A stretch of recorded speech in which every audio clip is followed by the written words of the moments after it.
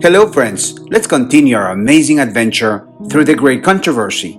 Today, we will study a transformational chapter titled Later English Reformers. While Luther was delivering the scriptures in German to his people, William Tyndale was prompted by the Spirit to do the same, translate the Bible into English. Unfortunately, although England would be reformed, it would lose sight of the teaching of justification by faith. Convinced that the people could only leave error through the knowledge of the Bible, Tyndale set out to make the translation of the book the great goal for his life. A Papist doctor said to him, "It would be better for us to be without God's law than without the Pope's," to which Tyndale replied that his mission would be not to allow many years to pass before a boy toiling at the plow would know more about the Bible than that doctor. Expelled from England, he was able to finish his work of translating the New Testament in Germany. Specifically in Worms, where Luther had defended the truth of the gospel, Tyndale published 3,000 copies of the New Testament. The translated Bible was circulated throughout England, and Tyndale, betrayed and delivered to his enemies for treason, paid for such a feat with his own death. The great principle held by all these reformers was the infallible authority of the Holy Scriptures as a rule of faith and practice. In an age when popes, councils, and kings dominated consciences at will, the teaching of the reformers was an unprecedented revolution. In Scotland, where the papacy had been firmly established for 4 centuries, the fires of the bonfires became pulpits where the Reformed faith was proclaimed with power. John Knox, whom the enemies of the Reformation could neither overcome with the deceit of flattery nor intimidate with the pressure of threats, stood out among the reformers. He prayed and fought the battles of the Lord until Scotland was free of the papacy.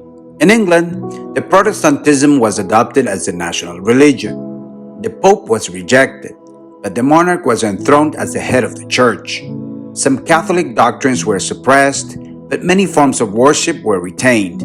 Unfortunately, the great principle of religious liberty was not yet understood, and it was demanded of all that they accept the doctrines and observe the forms of worship prescribed by the established church.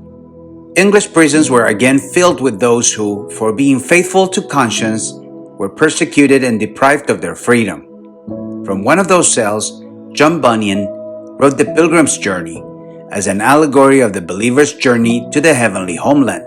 A book whose inspiration would accompany thousands of believers who have identified with its content. 100 years later would come a period of clear spiritual decadence in a reformed England, but that had lost sight of the teaching of justification by faith. It had put in its place the Catholic teaching of relying on good works for salvation. It was at this time that the ministry of the Wesley brothers emerged. Practicing the official religion of England, John Wesley could not find the peace that self-denial, censures, and acts of religious humiliation should bring him. He traveled to America as a missionary, and during the trip he was very impressed by the Christian behavior of the Moravians, evangelical Lutheran community of Germany. They helped him understand that Christ alone was sufficient for his salvation. Jesus alone takes away sins and delivers from death. Wesley set out to make this truth known everywhere by practicing a religion of self-denial and rigor, no longer as the basis but as a result of faith, not as the root but as the fruit of holiness. Because of this self-denying and committed religious practice, Wesley and his sympathizers were called Methodists. Today, it is one of the largest Protestant denominations in England and North America. At that time, Methodists endured ridicule and persecution, both from members of the established church and from irreligious people excited by invented defamations.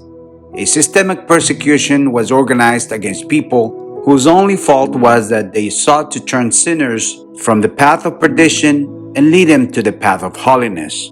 In a traveling ministry that occupied much of the 80 years he lived, Wesley faced much opposition and various dangers, but he also saw his followers become more than 500,000 souls. Dear friends, without a doubt, John Wesley's teachings on purity and holiness have helped multitudes of people to live a richer and deeper experience, and because of this, we can say with joy that the results of Wesley's consecrated life will be seen in eternity.